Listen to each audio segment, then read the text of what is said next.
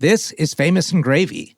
It's the end of 2023, so we are bringing you a special show today. Woo! We want to re-release our number one episode of the year. Michael, do you know which one that is? I have no idea. I do not pay attention to our downloads or numbers. I am here to record and to talk into microphones, and after that, this is art. I put it out in the world. I don't care what... You don't read emails or listen to our conversations? I am totally checked out after... No, I have a guess at who it might be, but I don't know. I'd like you to lead us into it. Okay, I'm gonna build up the anticipation. Everybody likes lists. You like lists. I love lists. So both for you, my co-host, and for our listeners out there, we're gonna count down the top 5. Excellent. Of the year. This is the top 5 most downloaded episodes of Famous and Gravy in 2023. I'm gonna do a drum roll. Okay, number 5, Yep. Pure Imagination, Gene Wilder. Good one. Love that episode. Number 4, Rebel, David Bowie. Hell yeah. We put a lot of work into that. Number 3, Poetic Justice, Maya Angelou. One of my favorites. One of my favorites too. Yeah. Number 2, Game Changer, John Madden. Nice. And number 1, I'm going to lead you off with a hint. Okay. This person died 2022. Age 99. During World War II, she served in the American Women's Voluntary Services and drove a PX truck delivering soap, toothpaste, and candy to soldiers. Mother Teresa. Not Mother Teresa. In the early 1960s, she was best known as a very busy freelance guest. Game shows were her specialty. Penny Marshall. Not Penny Marshall. She had a long-standing interest in animal welfare. Is it the chimpanzee lady? Jane Goodall. Not Jane Goodall. Oh, man. She began her radio career by saying one word on a popular comedy show. The word was parquet, the name of the margarine sponsoring the show. Carol Burnett. Not Carol Burnett, who, as of this recording, I believe is still with us.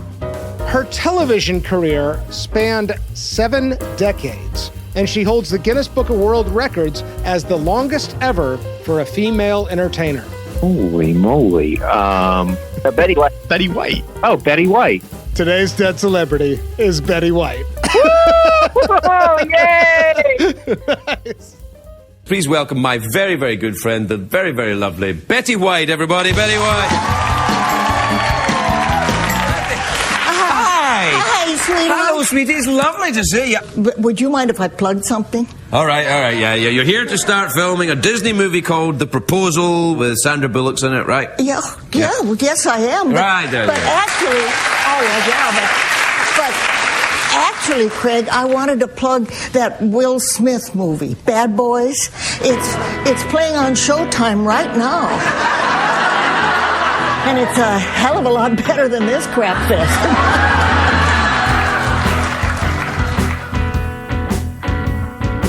Welcome to Famous and Gravy. I'm Michael Osborne, My name is Amit Kapoor. and on this show, we choose a celebrity who died in the last 10 years and review their quality of life. We go through a series of categories to figure out the things in life that we would actually desire, and ultimately answer a big question.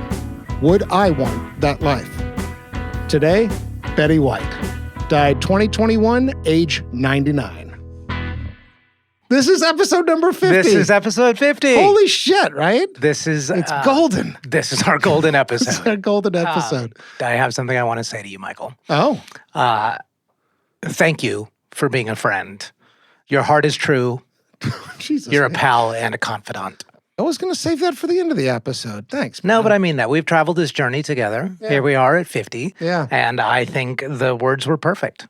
And so I wanted to start the episode with that. I'm going to get emotional at the top of the episode. Thank you, sir. This has been one of the more life-affirming journeys I could have ever imagined. Very desirable to do this podcast with you. Thank you. This episode is even more special in that we're doing something a little bit different today. We have invited someone special to join us for the first part of the conversation, Jennifer Keeshan Armstrong. Jennifer, hello. Hi. Would you mind just introducing yourself a little bit and saying a brief word about who you are and what you do? Absolutely. I am a pop culture historian. I write books about pop culture history, and I have written books about Seinfeld, Sex and the City, and perhaps more relevant to our topic today, The Mary Tyler Moore Show. And I wrote a book called When Women Invented Television, which looks at the very early pioneering television careers of 4 women from 1948 to about 1955. And one of those 4 women is, in fact, Betty White. I'll just say that I first learned about you when we were doing the research for the Mary Tyler Moore episode. I came across your book, Mary and Lou and Rhoda and Ted. And then in that episode, I actually even quoted the article you wrote for BuzzFeed about the shelf life and staying power of the Mary Tyler Moore Show. So I've become a really big fan of your work. The other thing, though, that I think is relevant is that you've actually written obituaries before. That's right, I have. I am an obituary enthusiast, and I started my career as a real working journalist, like at a daily local newspaper. So one of the things they would give to, new-ish reporters often was obituaries. And I found it to be such an honor because here I was saying the last word, especially the ones written by someone versus someone, in the family just write something up. Yeah. This was doing a little bit of reporting, talking to a few people, and really having the last word on their lives. And so since then, I've always been really interested in them. They're such a summation. They're such a just like, this is it. This is what this life meant. You only know the meaning of a life the minute it ends, and because you know the ending. It's just like a serialized television show in that way. Yeah, it's a complete story. I mean, that's right at the heart of our show. I've really enjoyed your analyses of obituary leads, and I am a big nerd about leads, which is the first sentence of any article. And I sort of like the concept. I mean, obituary or no, but like really putting the lens on this. It does make me nervous listening to it, though, because I'm like, I wonder who this person who wrote this must be feeling. We've kept some distance from the actual author. Actually, I've sent a few emails, but until they get back to us and say, hey, assholes, quit critiquing our first line, we're going to keep doing it. I mean, like in most cases, too, I've done a lot of this as well. I've pre-written a number of obituaries in my day because of celebrities. Right. And one time I even had this crazy experience where I essentially informed myself that Dick Clark had died. Oh. I got an email alert from Entertainment Weekly, and it was like, "Bye, Jennifer Armstrong." Oh, that's hilarious. Dick Clark died at the age, and I was like, "Oh, apparently I wrote this." That's weird. All right, well, that's a good segue. Let's get to it. Category 1, grading the first line of the obituary. Here, Amit, Jennifer, and I are going to take a look at the first line of the obituary and grade it on a scale of 1 to 10.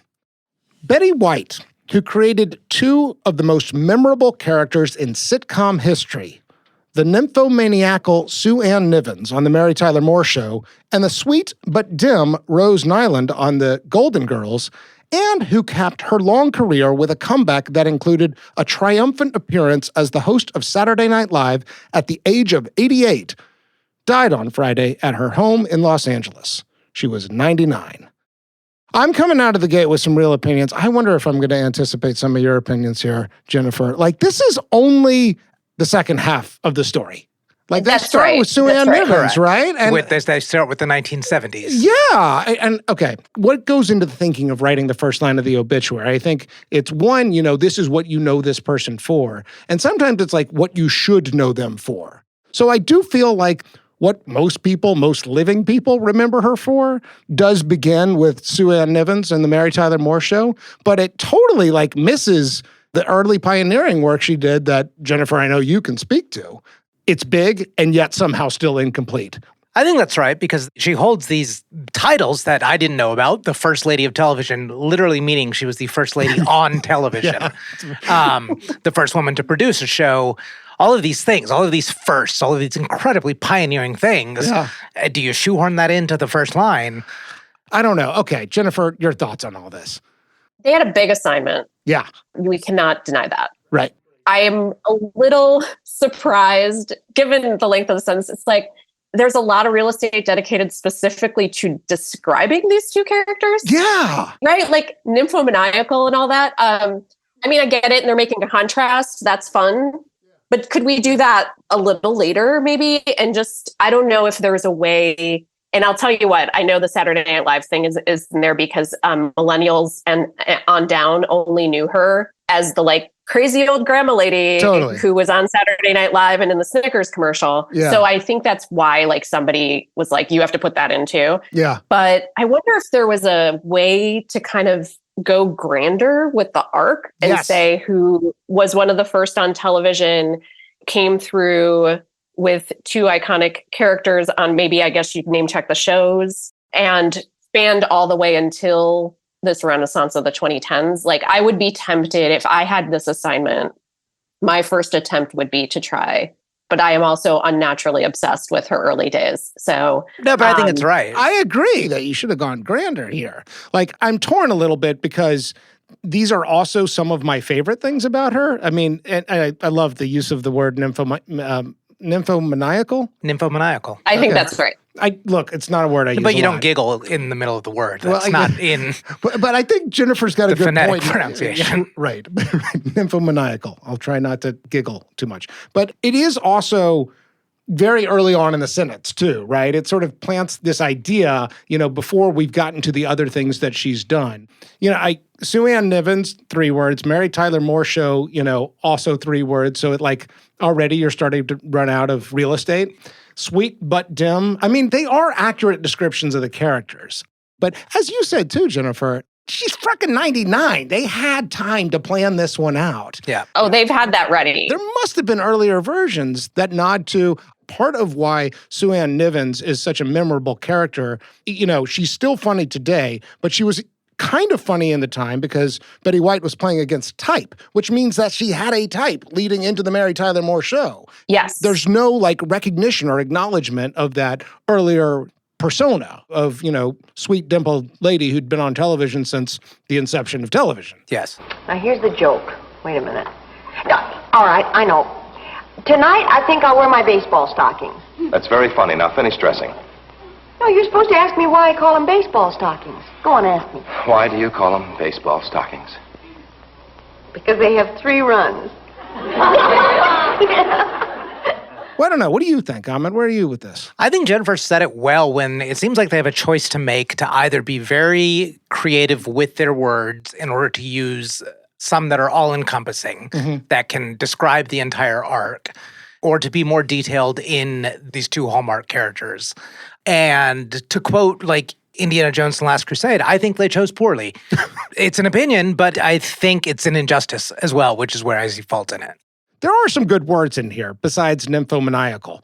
Triumphant appearance as the host of Saturday Night Live. Yes. I like triumphant That's here. good. It was a triumphant moment, too, because of the Facebook campaign and the effort to get her on SNL was, the result of social media and years of Lauren Michaels pestering her. And she said, finally, I'll do it. It's not triumphant for her. It's triumphant for the audience in a way. What about comeback?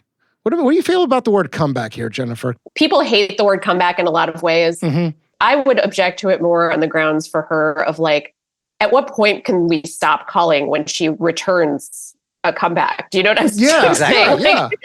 How many comebacks? Think of how many comebacks. Sue Ann's already a comeback. Yeah. And then does that make, I guess the Golden Girls was a comeback. Yeah. And then I guess it's how many times does this woman have to, come back before we can just be she's good? Yeah, it's not about our memory, right? How long have we remembered? It's a comeback because it's been, 3 years, 5 years? Look, she was doing other things, but she didn't go away. Yeah. Right. It also does imply a sort of fighting against the odds to reinsert yourself into the public imagination, which I don't know that there was that battle. It was more of a choice. It was it was the opposite. Exactly. So it sort of implies agency in a way. That's a good point, that it was I'm going to do a new, I'm trying this. And instead she was more sitting at her house. Yeah. Enjoying her life. And then they were listen, Facebook really wants you to do a Saturday Night Live. And she's fine. I'm tired of these people asking. Whatever. All right. I mean, shit. I love Jennifer's personification of Facebook. Yeah. There. I'm picturing a Smurf, but an F as a face. Well, we can't let nymphomaniacal go. Oh, okay. Well, I want to talk more about this later on. You do? Oh, yeah. I think it's getting more and more weird to me, the more we talk about this, that in the end, that's the first thing we learn about her in this obituary. Is that what historians are going to look at this piece of this document and be The main thing I learned is that Betty White played a nymphomaniac, and that's a little weird to me. Well, I'm glad we brought you into the throwing rocks at the obituary. I actually would defend it a little bit, because I do think that part of what gives Betty White staying power from the 1970s onward is like, you know, and this comes up in Golden Girls, certainly comes up in Saturday Night Live, you know, her sexual identity on some level. That's like right. it is something that like that she's willing to go there and read those lines that, as they're written for her. You know, like there's something very charming about the acknowledgement of her, I don't know, sexual desires, right? I mean, so I actually kind of feel like one of the reasons we know Betty White's name today is because of her willingness to invite that part of her identity into her characters from 1970s onward. Yes, while still that's holding the totally right. character. Yeah. Yeah. I mean, I don't know. That seems right. It's a point I want like to make it. anyway. It's sort of sexually positive in a way. She was. I fully agree. I don't think it's first line stuff. Yeah. Well, we could do this all day. I think we might have to grade. Amit, do you have your score? I do. Okay. This might be my lowest in a while. I'm going 4. Oh, wow. That's what I was going to go. Yeah, and this could be Jennifer's persuasion of, I don't think that detail was necessary to describe the two characters. I think the arc was more important. I do like the shoehorning in of the Saturday Night Live, perhaps, as Jennifer pointed out, the use of comeback. Mm-hmm. Not needed at this point. Like, as LL said, I've been here for years. So, yeah, it just a few too many discounts for me. So I'm landing on 4. I think that's a good score. It's also my score. And I guess I would also say that I'm giving it a 4 out of 10, in part because there was time to write this, and I think they really should have given it careful thought about all the things that should have gone into it. And I just feel like I'm dinging points all over the place here where it could have been better. There are some things working, but overall, they just could have done a lot better here. Yeah. So 4 out of 10. Okay. Jennifer, your score, your turn. You're almost persuaded me to 4, but I was going to go 5, so not that much different. Okay. And I probably gave an extra point for empathy. Yeah, you know what I mean? Having written these. But you're right. I mean, you make a really good point, which I helped to make, which is that they had a long time. It wasn't like they had to do this the night of, New Year's Eve when she died. Whenever any one of my celebrities that I've written about dies, it's sort of like a 4-alarm fire for me. It's time for me to go out and like write things and be on television and stuff. Yeah. Be interviewed.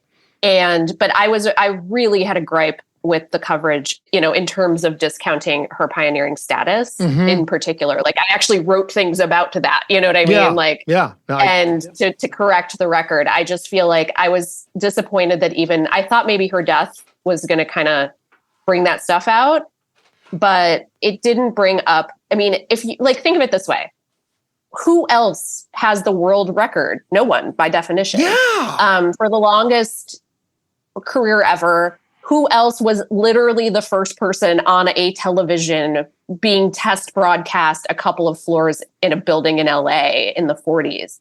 So other people have created even iconic sitcom characters, even sometimes 2 iconic sitcom characters. Whereas this woman has things that no one, even Julia Louis-Dreyfus, cannot have in their obituary. Totally. There's a pioneering aspect that's not captured at all. Yeah. I couldn't agree more. To quote you, this is from the end of your book, which I was reading earlier. It's time we remembered Betty White as more than the sassy old lady who still got it. She was also one of television's first female producers and a foundational contributor to the medium who fought patriarchal expectations at every turn. Your book's really good. Thank you. Love that, and all of that stuff is not in here. So 4, 4, and 5. I like that score. Shall we move on? I think we move on. All right. Category 2, 5 things I love about you. Here, Amit and I worked together to come up with 5 reasons why we love this person, why we are talking about them in the first place. Jennifer, before we let you go, we would love to have you contribute one thing you love about Betty White. And then Amit and I'll take it from here. Sounds good. It is so hard for me to pick one, you can imagine. My God. And I can't wait to listen to this entire episode to hear all the other things you guys have to say about her. She is really she's very special to me. But I think, at least from my special vantage point as a TV historian, especially interested in women in comedy and all of that, if you really look back, there were many changes in technology that this woman's career went through, right? We went from no one's watching TV to everyone has a TV to silly 60s television to, kind of more issue-driven 1970s Mary Tyler Moore Show TV to like fluffy 80s. And then we reached the cable era and the streaming era and the internet era. Yeah. And this woman just glides right through it all. Yeah. She can do whatever it is you need in that era. Betty actually lived to see it all, and that is incredible to me. So I hear two things in there. I hear longevity, but it's more than that. It's almost like early adopter. Fluidity, too. Well, fluidity, but I was also hearing like early adopter. That's right. And one of the things that I think is great about that answer and really speaks to the North Star of Famous and Gravy is that it's so desirable as a thing I want as I age. How many jokes do people make about old people not being able to adapt to technology and not being able to keep up with the times? And like she kept up with the times in her work in a way that was fluid, as you said, Amit. And as I age, I don't ever want to be that, I'm just not going to learn a new thing, right? And I think for her, it's not necessarily learning, how to get on email or how to work an iPhone or how to work a fax machine or whatever it may be at the time. It's more about like, how do I do what I think I do best for this new way it's experienced? How do I do that best in my craft? Yeah. And it's not anchoring yourself. It's not anchoring your personality and character to something it once was. Right. And I think that's a beautiful thing, too. Yeah. Amen to that. Well, Jennifer, that leads us off very well. Thank you for joining us on our golden episode, our 50th episode. And we will link in the show notes to your work and your books and your articles. And thank you again for making time for this. This was just awesome. Thank you. That was awesome. This was so fun. I'd do it anytime. Let me know when it's up so I can put it on the socials. Thank you for being a friend. Travel down the road and back again. Your heart is true. You're a pal and a confidant. And if you That was fun. That was fun. All right. I'll take thing number 2. Yes. All right. This is sort of simple, but I want to talk about it for a minute. Okay. Bubbling over with gratitude. Mm. Have you ever heard the phrase gratitude is an action word? I have not. I've always taken that to mean that if you're feeling grateful, you have something to give. You are in a state of like selflessness and sort of service-oriented action, right? And Betty White is like bubbling over with gratitude, it seems like all the time. I mean, people remark on her humility and her, I forget which Lifetime Achievement Award it was, but there's one where, she's getting this extended, long-standing ovation for everything she's done. I think it was the SAG. I think that's right. And she is like emphatic of like, no, I am thanking you. Thank you from the bottom of my heart and from the bottom of my bottom. Thank you for whatever. I should be presenting an award to you for the privilege of working in this wonderful business all this time. And you still can't get rid of me. This is the highest point of my entire professional life. To the Screen Actors Guild, to each and every one of you, thank you from the bottom of my heart. Thank you. Right? And the way she says it is so authentic and it's so genuine and so heartwarming. On my better days, Amit, this is the state I want to exist in. I kind of feel like, for whatever complicated shit is going on in my life or whatever complicated emotions I might be wrestling with, that, when it all boils down to it, I can either be in a state of resentment or a state of gratitude. And I am on my better days in a state of gratitude. And I see that in Betty White, like in every interview. I am just so happy to have had the career I had, to have tried the things I've done, to have met the people I've met, to have been where I've been. It's so life-affirming. It's just so like, oh my God, do I want that? And so it's a little simple, bubbling over with gratitude. But that's my thing, I guess, number 2. Yeah, I agree with that. And something I've learned lately is that you can do that without compromising personality. Like, I think you and I both sometimes have cutting personalities, you know. And like we're assholes? Or cynical. Let's say cynical. But that can coexist with gratitude. And I think when you talked about Betty White's like sense of humor, about it being sometimes with the sexual undertones and everything, it doesn't make you one or the other. Yeah. What I've learned, I think, from Betty White and other people like her is that gratitude does not compromise humor. Right? No. It doesn't compromise criticism. It doesn't compromise looking at things cynically, curiously. It can just be there and it can improve your life. That's really well said, actually, because so much of the time humor does come at the expense of someone or something. You know, you hear about people punching up or punching down, right? And I agree that you can be in a state of gratitude and still be funny and it not necessarily be harmful or hurtful. I can't think of anybody who better, exemplifies that than Betty White. You look wonderful. Now, you consider yourself, seriously, because you're on a cover, not a major publication, but nonetheless. Not a major publication. Your dogs, I tell you, that's a very major publication. For your career, though, that's a good start. Now, it's funny because people wanted me topless, but I said no. Weren't you? It's so hard to tell.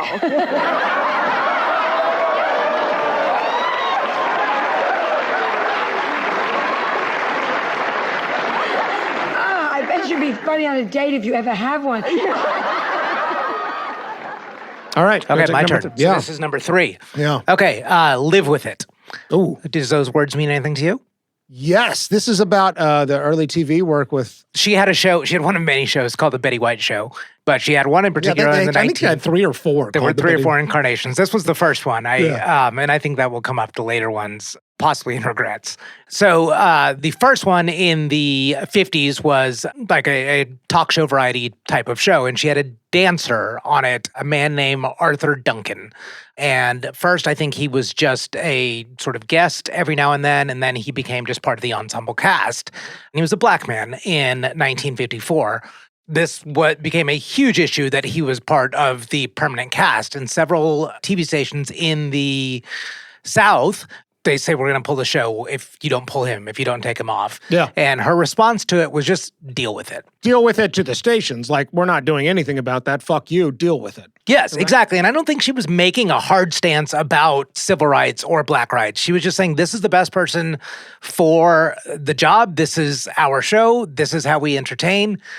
Deal with it. Yeah. Live with it. And so she had an ability to stand her ground at a very young age. I mean, she is not very old at this time. I think she's barely even 30 years old. It is not easy to do that as a 29-year-old woman in the 1950s against the Jim Crow South. No shit. And so I'm plotting it not just for the slight inchworming it did towards the movement of civil rights, but just the sheer bravery.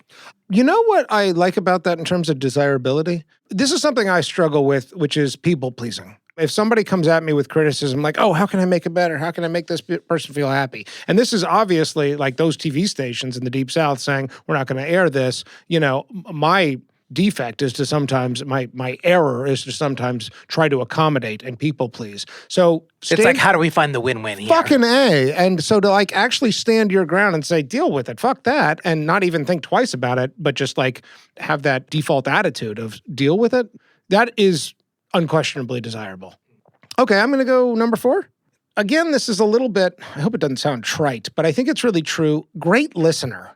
Ooh. So much of her humor to me comes through listening, through timing and reactions, right? I mean, you see this in talk shows, you see this in the game shows, you see this with, her characters on TV shows. I mean, I feel like she's got timing, right? And that's part of what makes her funny. But I think that part of the reason, like the quote-unquote real Betty White, not the characters, part of the reason she's so goddamn charming is because she's a really good listener. This is also very firmly in the category of desirability for me. It's something that is a life goal of mine, to always be a better listener, and I don't think you're ever done with that. The joke I make sometimes about getting into podcasting is I got into this because I like to talk, and much to my chagrin, I learned that to do this well, you have to be a good listener. I think it's her superpower, actually. I think it's part of what makes her such a, ingratiating star, like part of why we love her so much. One piece of evidence on this, she often complains about she does not like pre-interviews because she doesn't like the thing to be scripted out before she goes on TV. So if you do Letterman, you get a call from the producer saying, what are you going to talk about? And Letterman might have some talking points. I think one of the reasons she liked Craig Ferguson a lot is that he often deviated from what was hashed out in the pre-interview, and she could just have a conversation. She said this was something Jack Parr did as well. You know, we've known each other almost 20 years. We have? I know, isn't that incredible? Oh, and then you had to talk about Houdini. Yeah, no. Did you ever, I not only knew who... no, you didn't know. Oh, yes, I did. Did you really? We had a very lovely relationship. Oh, we did. Does this refresh your memory? No, I really thought we had something going, and then the son of a gun disappeared. That's a very astute observation. I didn't pick up on that, but I see it. I see it entirely now. I see it very clearly. Thank you. I thought a lot about that. And I had to not say tree-hugging hippie and animal fanatic. I figured it's going to come up, but I'm going to give you number 5. I'm going to go with Lucille Ball and John Steinbeck. There was clear evidence of close friendships here. And this is one of our most elusive topics on Famous and Gravy because it's really, really hard to sometimes get data and quantify. It's much easier when you have high-profile friendships. Several of the people we've covered, we know that they have deep and close friendships, but they're not necessarily other famous people. And so it's very hard for us to take a look into that life. However, Betty White did. And so we just have evidence of her commitment to friendship and friendship as family. Yeah. You know, essentially she was alone the last 40 years of her life. That's right. But she had incredibly close friendships with her peers. Yes. Lucille Ball being one of them, Mary Tyler Moore. Absolutely. Being another one. And these weren't just let's just catch up every now and then. These were shoulders to cry on. Yeah. And the other one that I love about that is John Steinbeck because it's such a deviation from the other ones. And this was a couple friendship. They were friends. It sounded like Steinbeck was friends with her husband. He was friends, yes, with her husband. And then they sort of became friends as a group, but extremely, extremely tight. So much so that Betty White, I believe, holds as a gift, John Steinbeck gave his draft of his Nobel Peace Prize acceptance speech. She had these close friendships and these diverse friendships. And, you know, there's this sociological saying you can only maintain, I think, 6 or 7 really, really close friendships. And nowadays, you know, they say a lot of people only have 1 or 2 or 0. But it seems like Betty White filled in those 7 with very, very close, intimate friendships in which she could call upon people in good times and bad, and they could do the same. Yeah. You know what? That is a great list of 5. So let's fill it in. Jennifer's was, I'm going to call it fluidity, longevity, and early adopter. My number 2, bubbling over with gratitude. You had... bravery and standing her ground. Standing her ground. Yeah. With a civil rights And what was the phrase? It was live with it. Live with it. Yeah. Number 3, live with it. I had number 4, great listener, and number 5, close, genuine friendships. Whew, what a list. All right. Category 3. Malkovich. This category is named after the movie Being John Malkovich, in which people take a little portal into John Malkovich's mind where they can have a front row seat to his experiences. Okay, this is a well-documented Malkovich. It's sort of maybe not all that interesting, but it allows me to talk about a 6th thing I love about Betty White, so we're just going to do it. Taking on the role of Sue Ann Nivens in the Mary Tyler Moore Show, but more specifically the nymphomaniacal Sue Ann Nivens. And it's actually about that. I thought about this a lot because I was looking for a couple of pivot points or, inflection points in Betty White's story. But the reason I went with Sue Ann Nivens, I guess I was just thinking about it. All right, so it's 1973. Betty White, up to this point, has been a pretty traditional sort of vanilla figure on television, right? Great smile, nice hair, conservative outfits. She's sort of understood as a kind of generic figure by the popular public. But then the Mary Tyler Moore Show, which is this unbelievably important TV property that represents a giant leap forward for feminism and for women's rights because of the variety of characters played on there. The writers said, we need a Betty White type. And apparently they tried to cast a Betty White type, and somebody said, why don't you just ask Betty White? And so Betty White says, I want to do it. I'm game for this role. And she was only supposed to do 1 episode, but then becomes this character. What I love about this on the Malkovich side is that it being 1973, she's 51 when she takes this role on. This is like the first time I see her sort of acknowledge a sexually positive side. The whole humor of the thing is like behind the scenes and off the camera, she's getting busy. Yeah. There's something that's funny about that in Sue Ann Nivens and something that remains funny and endearing, but not necessarily central in how Betty White is perceived all throughout. What have we here? It's from Lou.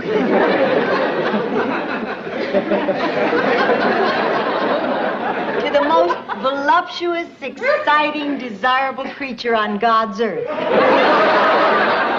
Lou, with admiration and lust. So I just wonder how much she was like thinking about, all right, I'm going to allow a new boundary here to be crossed. I'm going to play a character that 5 years ago wouldn't have been okay and is absolutely going to deviate from how I am understood by the TV watching public.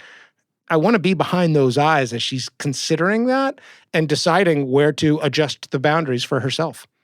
That's my Malkovich. Yeah, very interesting. It's very analogous to like 1973. Yes, that's what. It's representative of something, right? Yeah. Okay. Good one. So I'm going to fast forward to 2010. In fact, Michael, I'm going to highlight. This was November 9th, 2010. Okay. That's my birthday. Oh, happy birthday in 2010.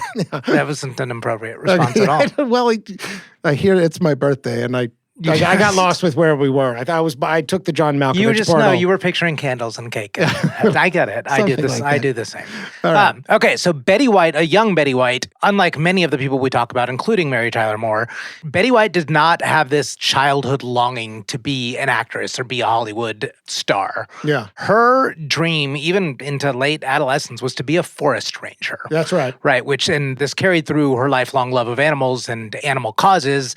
She said it was born out of a lot of her family trips to the Sierra Nevadas. Yeah. So she really wanted to be a forest ranger, learning at the time here in the late 30s that women cannot be a forest ranger.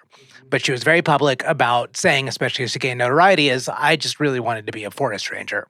So fast forward 70-something years, and November 9th, 2010, she is named an honorary forest ranger. Yeah, I saw this. There's like a press event, right? Yeah, there's a huge press event. I just can't tell you what this day means to me. My mother and dad and I were very close pals. And my first memories are riding in front of my dad on his horse as we packed into the high Sierras. As excited as I am today and as grateful as I am, I know two people who would be over the moon, my mother and dad. Thank you. So she receives this honor because they knew she wanted to do it. Women weren't allowed at the time. At this point in 2010, when she receives the honor, 38% of forest rangers are women, right? So not equal, but not bad. Yeah. What I want to know is, so Betty White had this dream which could not be fulfilled due to gender limitations at the time. So here she is receiving this award as an honorary ranger. So by no means do I think that this is like triumphant, right? Because she's just an honorary ranger. It's not like she's actually, roaming the parks. But I want to know if there is anger and regret about what she could not do 70 years ago. And I want to know if that carries forward for that long. It's interesting. I read this moment as triumphant, actually. You said you didn't see it as triumphant. Oh, I see it as triumphant, but I'm getting behind, way behind those Malkovich eyes. And I want to know if she was upset at that moment, either anger at where society was at the time or regret at being born, at the wrong time. She says she looks at it with pride. You wonder about what's going on inside? I wonder what's going on inside. And I think that's a valuable thing to know for somebody that's lived such an impressive arc, but knowing that their actual initial dream was not possible. Yeah. And I think that's also something I'm very curious about is how much of letting go is there? What do you suspect? I mean, of that. I wouldn't have thought she would have hung on to it. Yeah, so that's what I suspect, but what I want to know is it's true. Yeah. Is there actually peace and resolution? Yeah. All right, let's pause. Michael, when we go to restaurants and I don't know what to order, then ultimately I'll just ask the server, well, what should I order next? Yeah. And I wish a similar thing existed for other things I consume, like books. Did you say for books? for books? Oh, well, that's easy. If you go to Half Price Books, there are all kinds of people who work in the store who are excellent at recommending books. Have you ever done this? No, I've never known to ask them. I thought they were just... They are knowledge keepers. They are readers, and they are there to say, hey, how can I help you? What are you reading these days? What are you into? What are you looking for? I mean, every time I've gotten into a conversation with one of the Half Price Books employees, I've always walked out of there with something new that was excellent. So you're saying I can go ask a Half Price Books bookseller if I don't know what to read next or I'm looking for a gift idea? I think that's exactly right. You don't need to know what you're going to buy when you walk into Half Price Books. And if you just need a book, these people are there to help. And you know what? Half Price Books is the nation's largest new and used bookseller with 120 stores in 19 states. And Half Price Books is also online at hpb.com.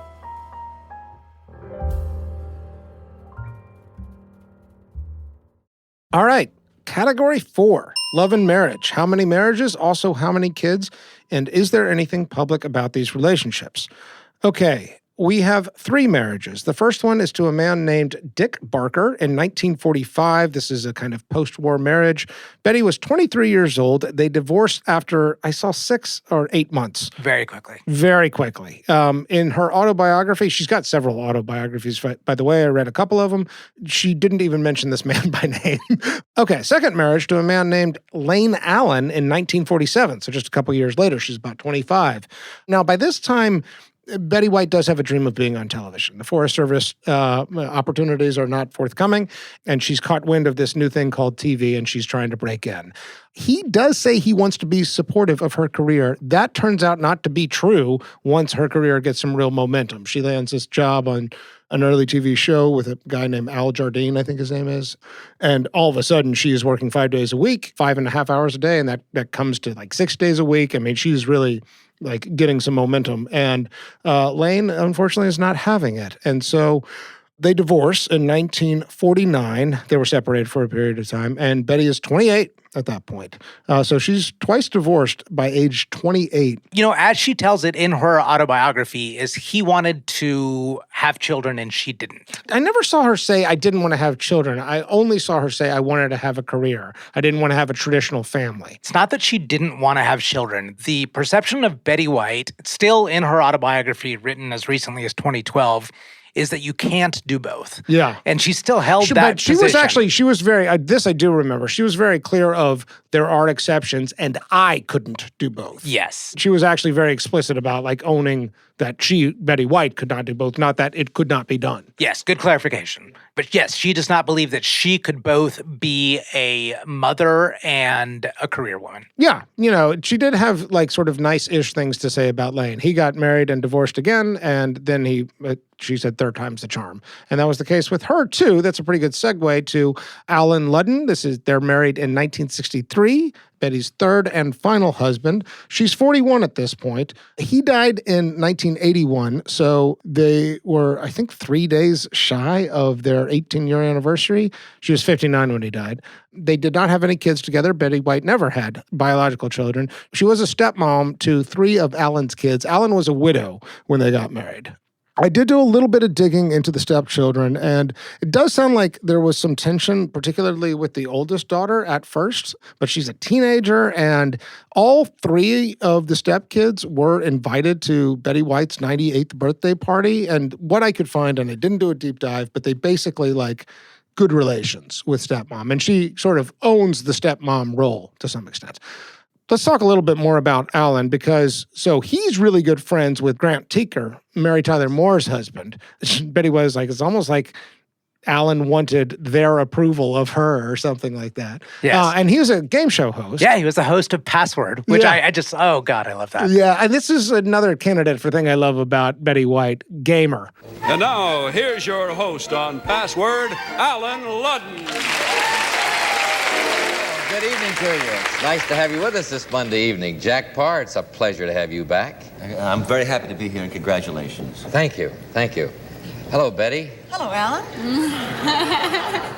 What are your plans for the summer, Betty? Well, I'm going to do some... What did you have in mind, Alan? Betty here. Your first partner tonight, Betty, is... What kind of a honeymoon did you have? This is my show, and I ask the question. This marriage is talked about with a lot of fondness by Betty White. I mean, it does sound love of her life. There was inside the actor's studio when asked about it was a pearly gates question. If heaven exists, what would you like to hear God say to you when you arrive at the pearly gates? Come on in, Betty. Here's Alan. It's really emotional. Like the audience, it melted me when I saw it.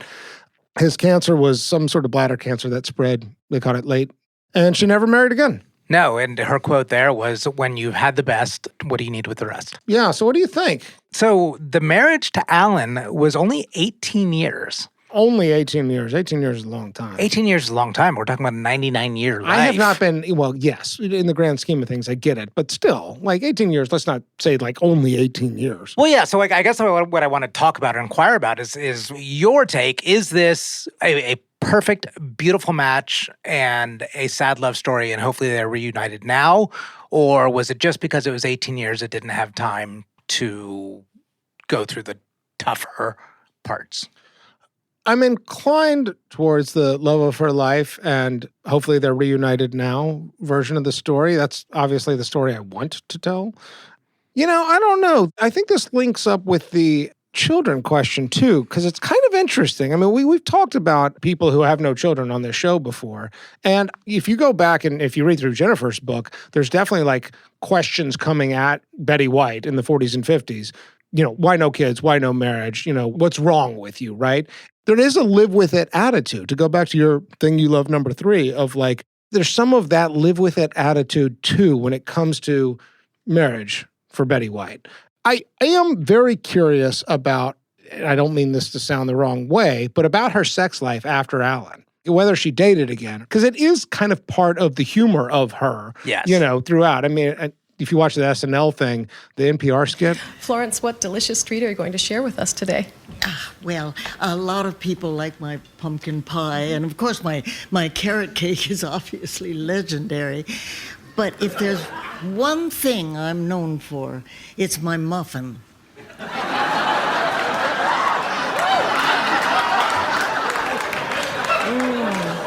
Wow. Florence, there's a tangy taste in this muffin. Is that a cherry?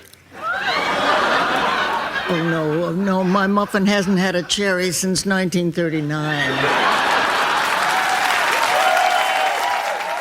There is a kind of like acknowledgement of sexuality for her, and I'd like to think that she has partners available who she's okay with, and we just don't know about them. Maybe she even has boyfriends. You know, did she move on? I mean, is that what you're asking about? She made statements that she does not want to marry again, but she also had no public dating record, and any reference she made to it was exactly this, and like this joking context. Yeah. You know, I think she's good about deflecting in interviews and only talking about, I think she draws boundaries and knows how to talk about the things she wants to and not talk about the things that she doesn't want to talk to. Yeah, a little weird though. I'm not going to put this in the desirable category for myself of Betty White. I tend to agree, but it's more about the marriage and less about the children. Like, I actually am impressed by her decision, which seems very conscious of, like, children don't make sense in my life. And I've got love to give, and I'll be giving it, you know, to nature and to animals and to fans. And I don't even have to say that. I just have to do that. That I certainly admire. And even admire the live with it way of it and desire the live with it kind of way. But yeah, I'm sort of with you that there is, you also said for thing number 5, in terms of deep, meaningful friendships, if you look at that, if you look at her work with animal welfare and just her sort of showing up in a lot of places, I mean, I don't know, I don't want to say compensation, but it does seem like the places where she is giving and receiving love are places where people normally give and receive love inside a traditional family unit, inside a marriage or with children, which is not to say she's neglecting those relationships, but she's choosing to seek it somewhere else and to deliver it somewhere else. When I said I'm not sure about the desirability, all I was talking about was the guarding of her emotions in those last 40 years. But you touched on a wonderful point, which I think is actually symbolic in her career too, and it is friends as family.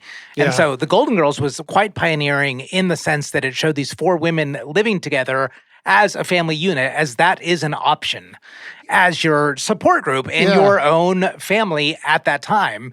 And Betty White used to say that she'd get letters from like women in her 20s that are like, I want to come live with you and I want you to be my family. But she showed this alternative family model and lifestyle, which was living with friends, which was a brand new concept to be at least seen on TV. Yeah. And that's not irrelevant at all to the love and marriage category because that's kind of how she lived. Friends were her family, were her love. Yeah. And animals. I think you'd have to put animals in there as well. Absolutely. Yeah. All right. Shall we move on? Yes. All right. Category 5, net worth. I saw 75 million. Yeah, that's what Betty White was worth at death. Okay, so that's a very high number. Yes. But you remember like Alex Trebek was 250 million, right? I was kind of expecting something north of 100 million for Betty White. I'm certainly happy with this. This is a lot of money. And she is in the upper echelons, right? And she is able to go where she wants and hang out with who she wants and pick up the tab however she wants. It's a high number. But there was a part of me that was like, I thought there'd be more. Why would you think? Just because the royalties on some of these properties, I think, are a lot. You know, her charity work is really not to be dismissed here. The stuff she does for animal welfare is substantial.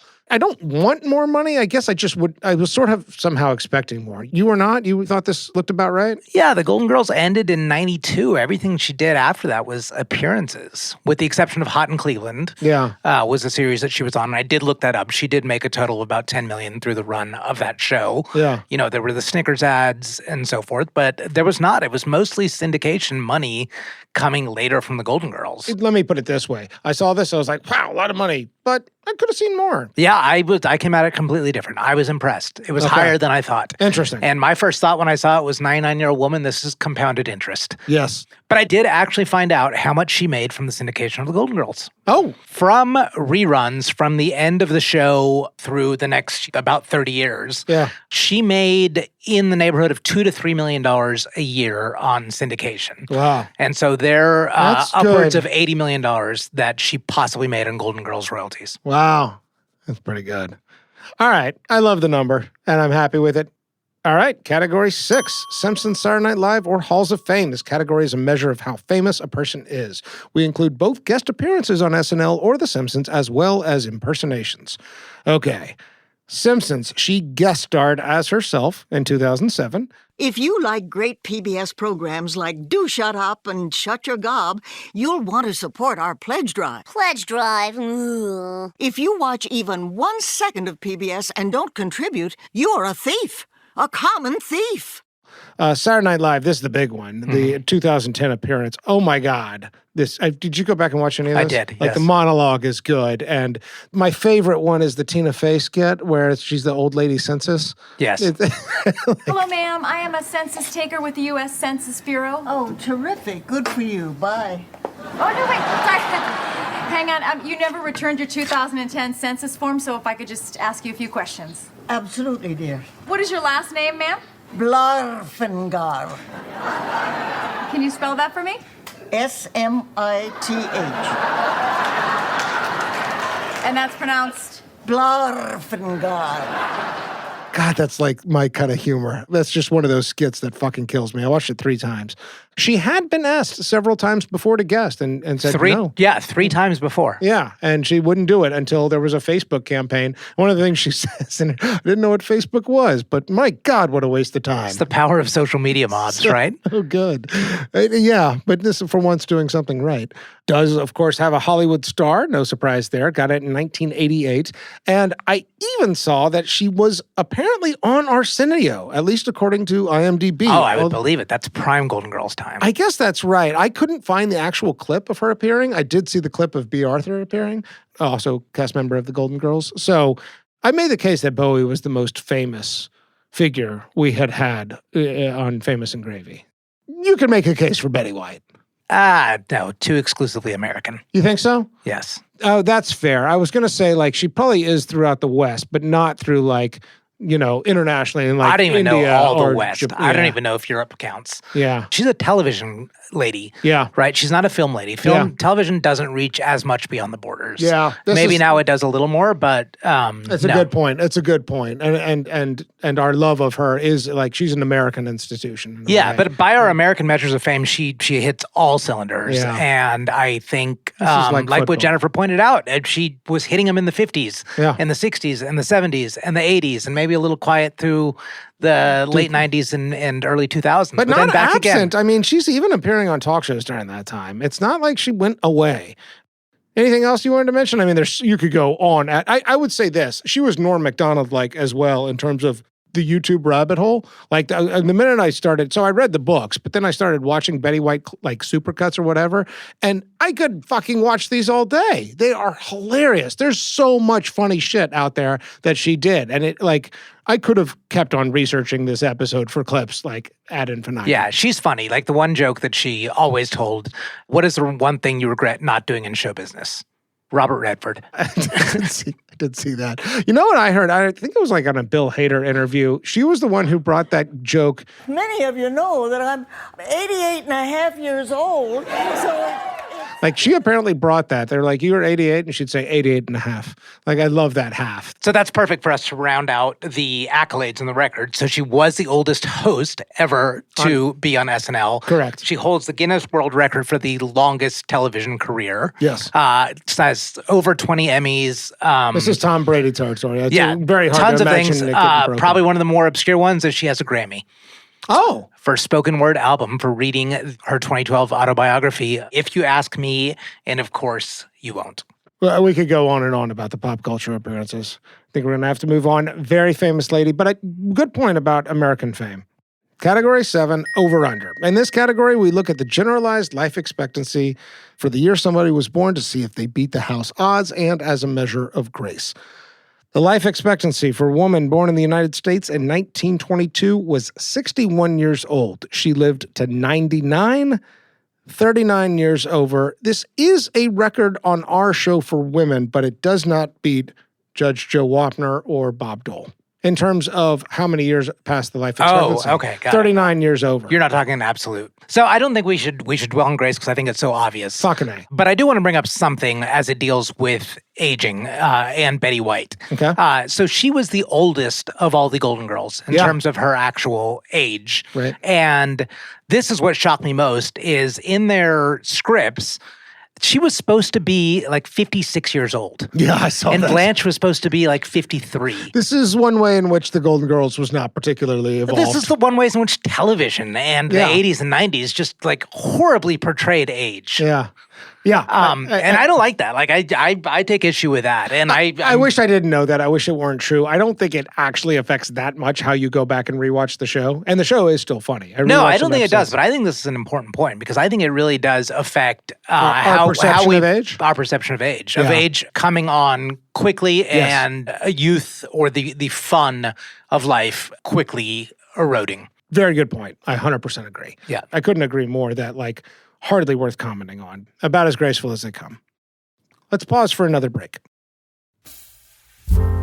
Michael, you know what one of the things I love about you is? No, I don't know. You're the head of 14th Street Studios. That's true, I am. But I have no idea what that means. Well, 14th Street Studios is a production and consulting firm. We specialize in helping people and organizations develop and launch podcasts. So everybody knows Famous and Gravy because they're listening to it right now. What are some of the other shows that you've helped produce? The Proximity Process with Matt Anderson. From Our Neurons to Yours, that's one with Stanford. Black Women of Amherst with Amherst College, where we actually won a Webby for that in 2023.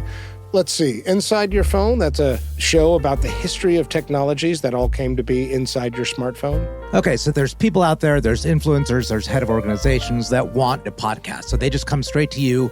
They're like, here is lots of money and let's create a podcast. It doesn't quite work that way. There's a lot of people out there who are dreaming about maybe having a podcast, and there's a lot of questions to answer. How much do you want to commit? What does success look like? What kind of format are you thinking about? What kind of community do you want to build? So I help answer a lot of those questions and get people off the ground so that they actually have an audio project that they can release into the wild.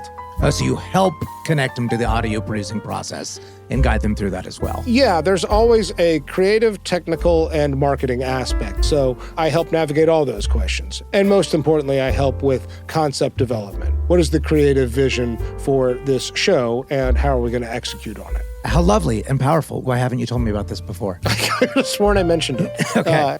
So if somebody out there wants to inquire, what should they do? It's pretty simple. You can email me, michael@14thstreetstudios.com. Probably what's simpler is just go to the website, 14thstreetstudios.com, all spelled out, no numbers, 14thstreetstudios.com. We'll link to it in the show notes, and I offer a free 30-minute consultation for anybody who's interested in maybe starting a podcast. Okay, category 8, the first of the introspective questions where we ask, what would it have been like to have been this person? The first of these is man in the mirror. What did they think about their own reflection? I've got a lot here. Do you? Okay. Yeah. Okay. Maybe I'll just say what I'll say, and I'll let you take it then. Okay. I think she loved it. I also think Sue Ann Nivens, the Mary Tyler Moore character, is kind of fun to watch because I think that there's a different look on her in those years. I think it's the most I saw her like act. Sue Ann Nivens has this like mischievous smile, this like look in the eye of like, yes, I'm the happy homemaker, but it's so like two-faced. I mean, she describes her as a bitch behind the scenes. Yes. I don't think you can have that kind of fun with that character and the knowledge of how you are perceived by the public without having a reasonably confident man in the mirror reaction. So that's my case for why she loved it. Okay. Mine is complex. You've got to bear with me. Okay. The answer is no. I don't think she liked it. And I'm going to start with the end and then go back to the beginning. Okay. So she actually said in her autobiography that when things are going really well and she's, has reasons to be really high on herself, she looks in the mirror to ground herself and say, you are lucky. You should be thankful for everything you have. Yes. So what that means is that, thing. she looks in the mirror, and the mirror is the grounding. Yeah. Right? The mirror is you are normal. Like, you are not exceptional. And that is not to say she dislikes her reflection in the mirror. Yeah. But if we're taking does she love or not, I'm going to go no because of that. It is her grounding space. It is saying, look at you, look at me, be so thankful that I am just a normal, plain person that got all of this. That's so interesting. I have something to say on this in a future category, but I'm with you so far. And I'm gonna take it back. And so this is a twist on how we normally do it because I do not think it is negative self-perception. Yeah. It is specifically what her reflection means to her. So this isn't about self-judgment. This is about self-interpretation? Sure. Yep. Fair enough. That man in the mirror is partly a reflection of who and how you're comparing yourself. Yes, it is. Right? It is her foundation for gratitude. Yeah. I'm sticking with my answer, but I really like the case you made, and I want to return to it in a later point. Okay. Category 9, outgoing message. Like man in the mirror, how do we think they felt about the sound of their own voice when they heard it on an answering machine? Also, would they have used it for the outgoing message? Would they record it themselves or use the default setting? I think she loved it because of the timing issue. I think that she liked her voice, and I think that she was patient with it. I'm going with the simple, she loved it. I think also, it's not always true with singers, but I do think she enjoyed singing. She also just used it well. So I didn't think too much about this one. Yeah. I agree. There's not a lot to talk about. I was surprised that her speaking voice and her acting voice are the same. Someone was actually able to deceive me once. Do tell, Rose. St. Olaf's most famous OBMAG. What's that? Obstetrician magician. The amazing Shapiro. He delivered Bridget. But it was so confusing. It's a girl. Now it's a dove. Now it's a glass of milk. I don't know how he got her in that deck of cards. But there she was, right after the King of Hearts. Is this your baby? And we also agree that she probably would have left it on an answer machine? Correct. I agree. All right. Category 10, regrets, public or private. What we really want to know is what, if anything, kept this person awake at night. I think you probably have more here than I do. I've got one public, and I got nothing for private. So the public regret that comes out is that she did not marry her third husband, Alan, sooner. She says this in several interviews, that he started saying, will you marry me? Will you marry me? Almost immediately. What she says is, I wish I'd said yes earlier. We would have had another year together. I think that you could speculate on some others, but I didn't go too far with this one. I'm very curious to hear what you have to say. So I think what's important before all of this is the emphasis on gratitude. Yeah. And I think if you're somebody that overflows with gratitude, regret doesn't really play into your life. Yeah, because so much. That's the whole thing with gratitude, right? Is like, are you acknowledging the things? Actually, can I say one more word about that? Because I didn't say this earlier.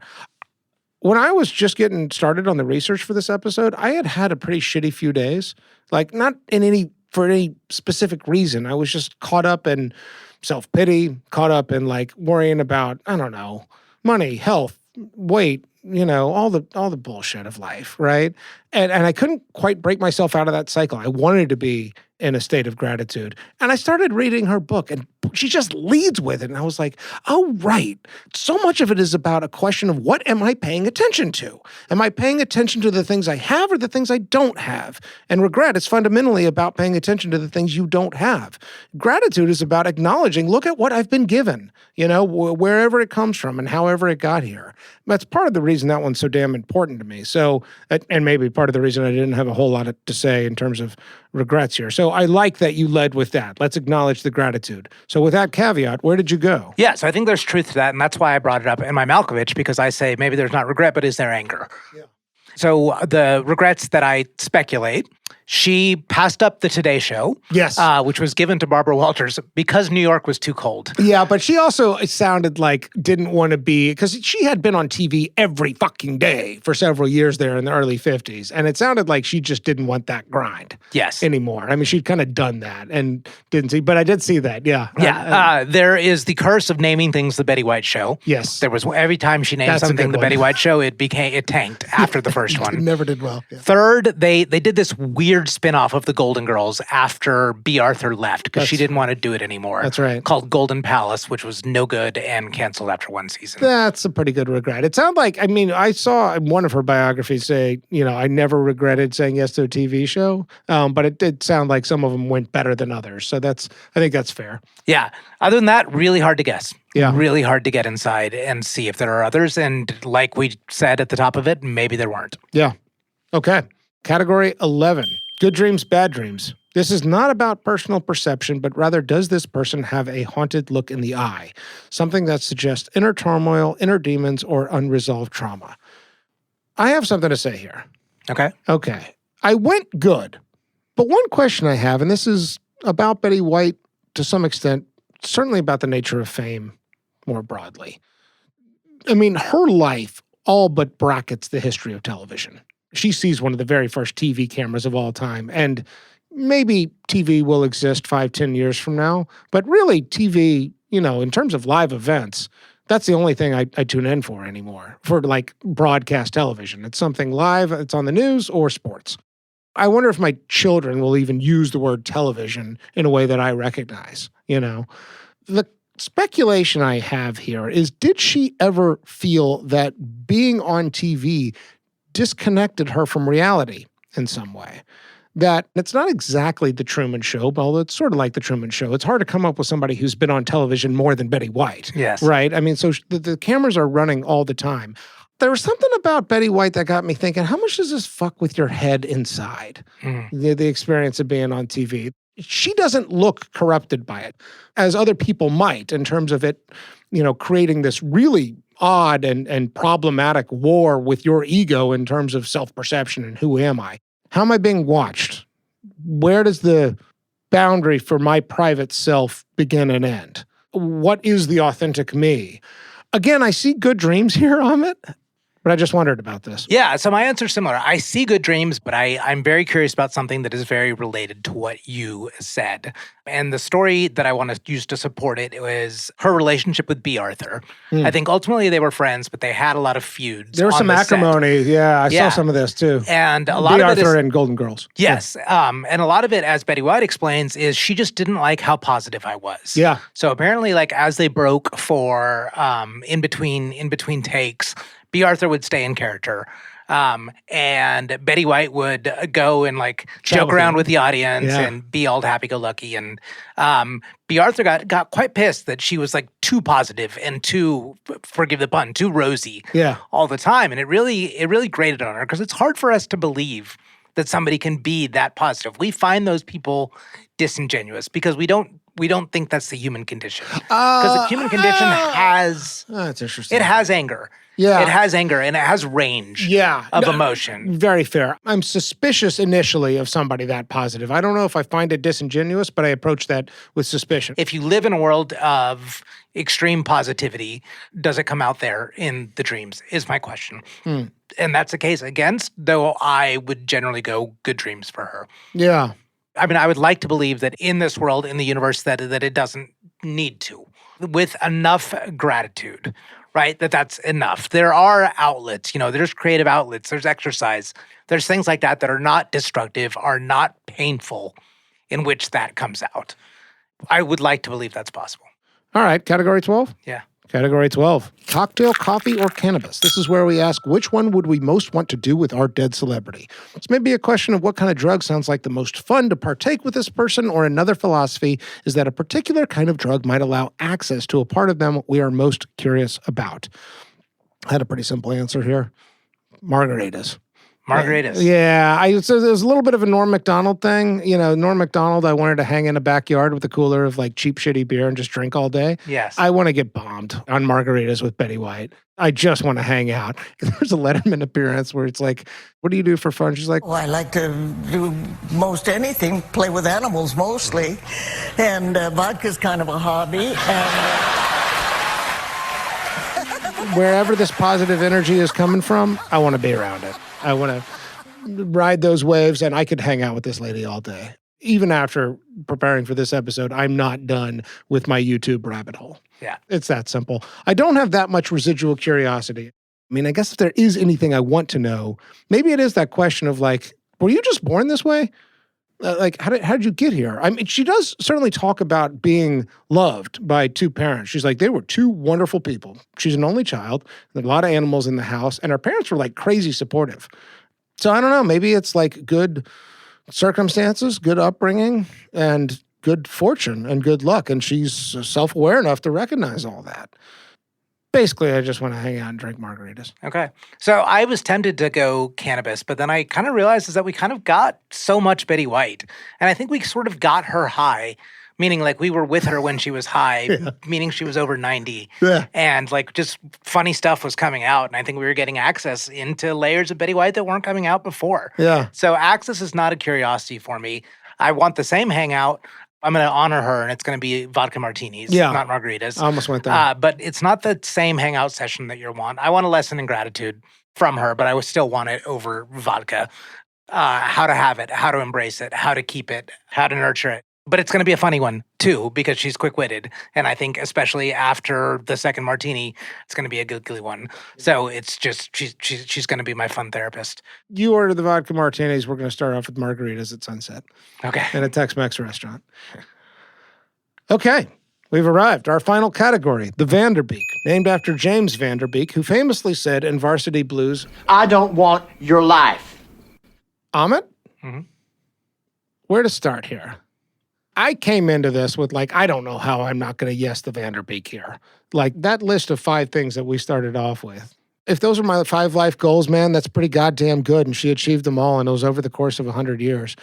Certainly you could ask some questions about the home life. Not just the no kids. I don't see that she felt some great void when it came to children. And I love that about her. I don't exactly see a void when it comes to companionship, but you're right. In the grand scheme of things, 18 years with the love of her life is pretty short, and her loving energies are obviously being like poured elsewhere.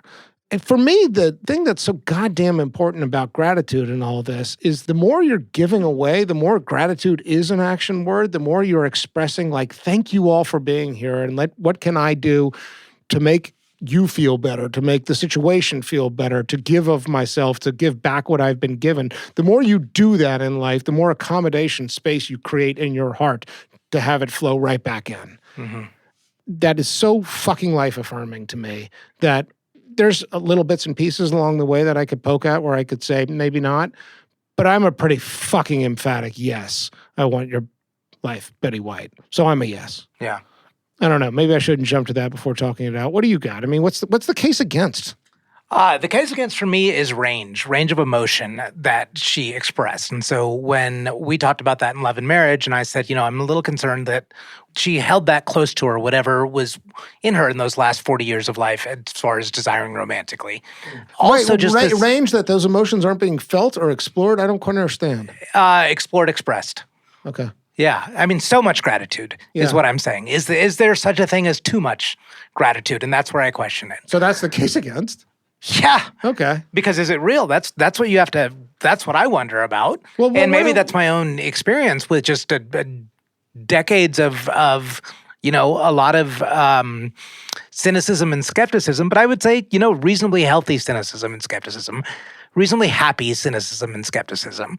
But that's where that comes from, is I find it hard to believe that somebody can be so grateful and so positive and so happy so much. And so you question the authenticity on some level. Yeah, I question the depth, the level of work and the self-knowledge is did you find your true self? Yeah. But where I'm landing is you don't have to, Yeah. And I'm not saying she didn't, because I think she did just by sheer lifespan. Yeah. And I think that was her exploration. Yeah.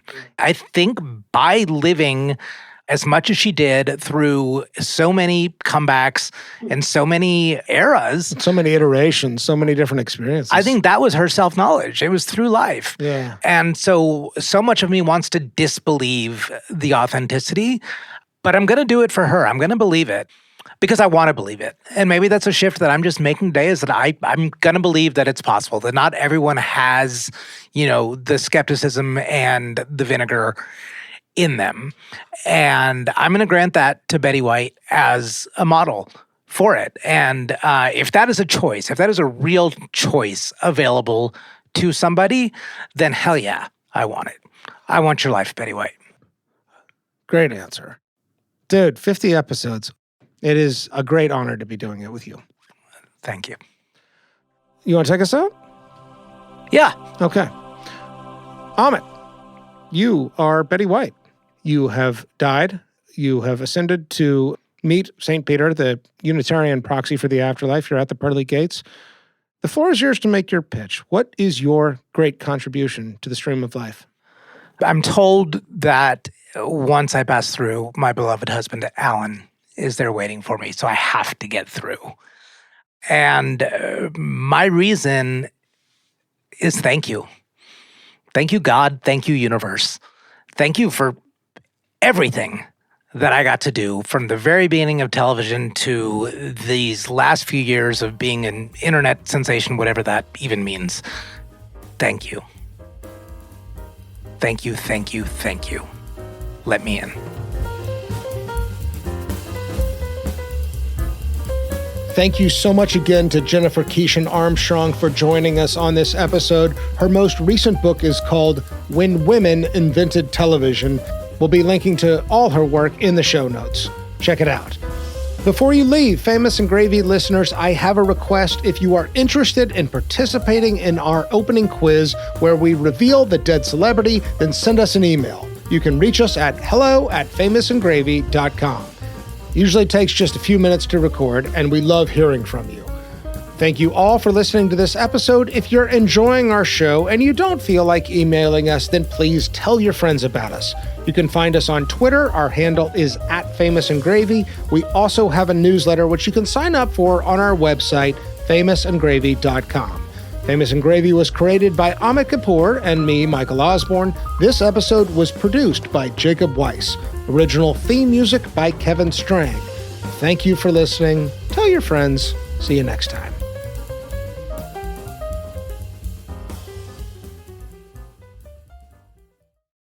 To celebrate celebrate joining Pantheon Podcasts, Rock Camp, the podcast, the official podcast of Rock and Roll Fantasy Camp, is giving away a guitar signed by Mike Portnoy of Dream Theater, Marty Friedman, formerly of Megadeth, and legendary shredder Zakk Wylde, plus our rockstar counselors like Vinny Appice, Monty Pittman, and more. To enter to win, simply follow, rate, and review our podcast on your preferred platform, and that's all you have to do. For more information, go to rockcamp.com/podcast.